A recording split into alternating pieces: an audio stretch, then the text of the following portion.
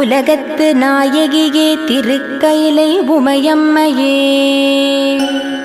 முகப்பட்டில் கோவில் கொண்டு முகமலர்ச்சியோடு அருள்பவளே, ஆதவன் தான் புதிக்க அதிகாலை புலர்ந்ததுவே ஆதிபராசக்தி தாயே, பச்சையம்மனே எழுந்தருள்வாய். சேவலும் குயிலும் கூவியே உனையழைக்க, ஆவலோடும் அன்பர்கள் உனைக் காண தவமிருக்க,